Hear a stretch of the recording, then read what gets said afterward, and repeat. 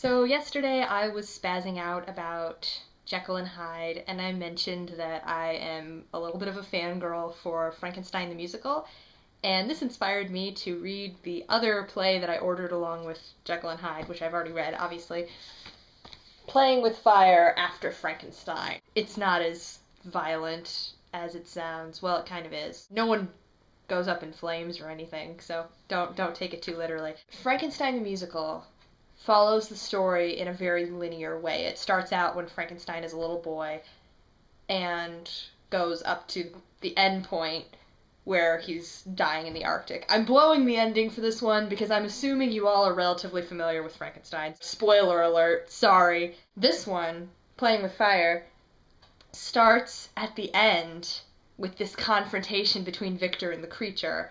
And then you see bits and pieces of the story between them in flashbacks, but the story is told a lot more through the perspective of the relationship between Victor and the creature. And I mean, the musical version does explore that relationship, obviously. This one focuses on it a lot more. There's a thing in every story that has ever been told ever, but particularly in theater. What is each character's goal? What are they trying to accomplish or get or pursue throughout the course of the story? Victor is dying, and the creature has killed several of the people that Victor cares the most deeply about, and Victor wants to kill the creature before he dies. That's all he cares about at this point. Well, that's not true. The other thing he cares about is the creature is like this great successful experiment that he's done, so he wants data about him. I'm not sure why. He's about to die. I don't really know why he still cares.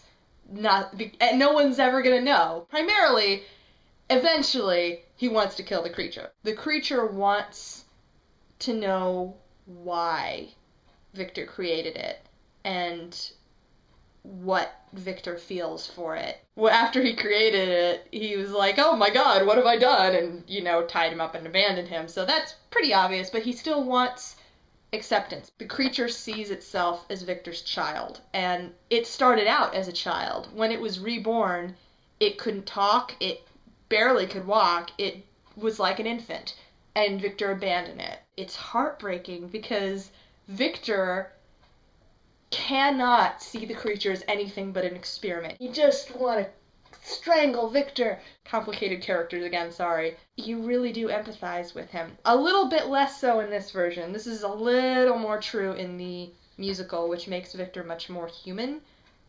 ironically. In this version, he's a little bit harder to empathize with, but I still did, at least, because one of the things that gets him interested in this whole life and death and rebirth thing is his mother dying in childbirth with his brother. His brother lives. The mom dies. In the musical, he wants to bring her back to life, or at least prevent other people from going through the grief and mourning that he went through.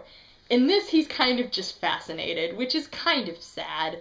You can still kind of understand. He's this little scientist-minded kid, and his mom dies, and he's like, I wonder if that could have been prevented. Because that's what Victor Frankenstein sounds like. Really, you're supposed to empathize with the creature. He just wants company and companionship, which is what we all want, right?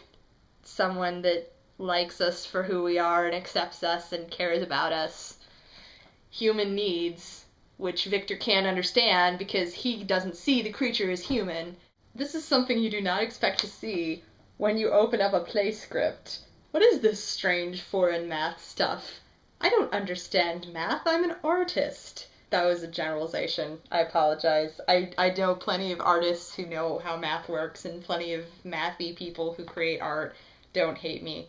I'm just making a bad joke. This isn't particularly eloquent. I mean, it is, but it's not like a monologue that jumped out at me or anything. I just think it sums up this whole conflict between the creature and Victor so brilliantly. I gave you all I could. I gave you life.